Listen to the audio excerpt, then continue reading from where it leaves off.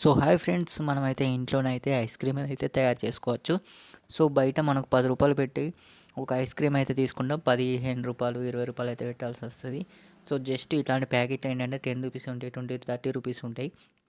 So మనం అయితే ఈ ప్యాకెట్ వచ్చేసి 30 రూపీస్. సో 30 రూపీస్కి వచ్చేసి మనం ఒక 2 స్పూన్లు అయితే ఈ ఒక ట్యాంగ్ అయితే మనకు ఆరెంజ్ ఫ్లేవర్ ఉన్న ఒకటి పౌడర్ అయితే తీసుకున్నాం. సో అది ఏంటి అంటే నేను మిక్సింగ్ చేసి కొంచెం షుగర్ యాడ్ చేసి మనం కావాలంటే మిల్క్ యాడ్ చేయొచ్చు, లేదంటే బాదం ఇట్లాంటి చెర్రీస్ ఏవైనా కూడా మనం అందులో యాడ్ చేసి అయితే సో కొంచెం వాటర్ అనేది యాడ్ చేసేసుకొని ఇట్లా మన ఇంట్లోనే చాలా సింపుల్గా అయితే రెడీ అయితే చేసుకోవచ్చు. చూడండి. సో జస్ట్ మీరు ఇట్లా ఈ పౌడర్ అనేది ఒక చిన్న లిక్విడ్ లాగా బాగా ఉండలు లేకుండా మంచిగా కలుపుకొని తర్వాత ఒక మన దగ్గర ఉన్న స్టిక్స్ ఉంటాయి కదా, ఏవైనా స్టిక్స్ మంచి ఫ్రెష్‌వి తీసుకొని ఇట్లా పెట్టేసేయండి. ఇట్లా పెట్టేసి డీప్ ఫ్రిడ్జ్‌లో అయితే పెట్టేసేయండి. డీప్ ఫ్రిడ్జ్‌లో ఒక 4-5 అవర్స్ ఉంచిర్రనంటే మీకైతే మొత్తం గడ్డగట్టిపోతాయి.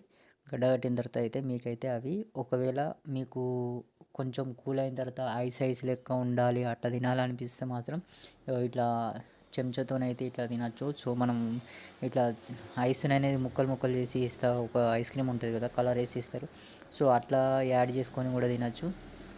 సో లేదు అని అనుకుంటే మనకు టోటల్ ఫుల్ మొత్తం అది ఐస్ అయిన తర్వాత అప్పుడు కూడా మనం దాన్ని బయటకు అనేది తీసేసుకొని కొంచెం వాటర్ అనేది ఇట్లా హీట్ వాటర్లో కనుక ఒకసారి డిప్ చేసినట్టయితే అదైతే మనకు లూజ్ అయిపోతుంది, గ్లాస్ నుంచి అయితే విడిపోతుంది. సో చూడొచ్చు మొత్తానికైతే ఐస్ అయితే ఇట్లా అయిపోయింది.